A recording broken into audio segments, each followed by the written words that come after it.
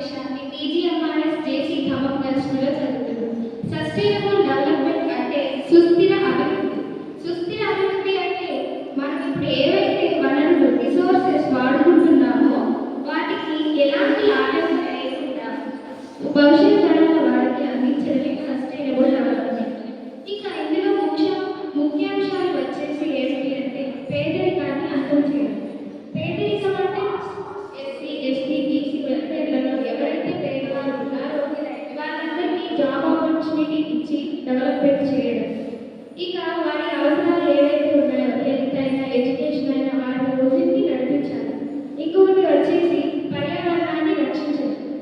ఈరోజు పేపర్లలో పర్యావరణాన్ని బాగా పాడు చేస్తున్నారు. ఏ విధంగా అంటే నీటిని కలుషితం ఎక్కువగా చేస్తున్నారు. నీటిని మంచిగా వాడుకోవాలి. లేకుండా ఏం చేస్తున్నారు అంటే ప్లాస్టిక్ని అందులో వేసి అవే నీటిని తాగడం, రకరకాల జబ్బుల్ని కొని తెచ్చుకుంటున్నారు. ఇక ఇంట్లో మనం మంచిగా వాటర్ పట్టుకొని తాగకుండా బయట కొట్లలో కొట్టుకొని తాగడం ఎక్కువైంది. ఇలా చేయడం వల్ల ఏమవుతుంది, అనేక రోగాలు మనకే వస్తున్నాయి. ఇక అలాంటి వాటర్ తాగకుండా ప్యూరిఫై చేసి ఏవైతే స్వచ్ఛంగా ప్రకృతి నుంచి వస్తాయో అవి మనం తాగాలి. ఇక వచ్చేసి గాలి కలుషితం. ఈ గాలి కలుషితం ఎక్కడి నుంచి వస్తుంది? వాటర్లో మనం ఏవైతే కలుషితం చేస్తున్నామో ఆ వాటర్లో తాగకుండా ఏం చేయాలి? ఆ వాటర్ నుంచి పైకి వెళ్తుంది. ఎత్తులోకి కలిసినప్పుడు ఏమవుతుంది? అదే గాలి మనం పీల్చుతాం. గాలి పీల్చడం వల్ల దానివల్ల కూడా అనేక రకాల జబ్బులు వస్తాయి. ఇక భూమి కలుషితం కావడం. ఇప్పుడైతే ప్లాస్మా కూడా చిన్నది పెద్దగా మారిపోతుంది. దానికి రంధ్రం పడి అలా రంధ్రం పడడం వల్ల ఏమవుతుంది అంటే స్కిన్ కేర్ ఎక్కువ అవుతుంది. స్కిన్ సమస్యలు బాగా వస్తూ ఉంటాయి. అలా వచ్చేది అంటే చర్మ వ్యాధులు అంటారు. వాటిని చర్మ వ్యాధులు అనేక రకమైన జబ్బులు, సోరియాసిస్, రవ్వటి, గజ్జి, తామర ఇలాంటివన్నిటి మనకు కారణాలవుతాయి. ఇలా రాకుండా ఉండాలి అని అంటే ఏం చేయాలి? స్వచ్ఛమైన నీటిని పట్టుకొని మంచిగా తాగాలి. నీటిలో కలుషితం చేయకూడదు. అంటే ప్లాస్టిక్ని వాటర్లో వాడిన తర్వాత మనం పడేయకూడదు.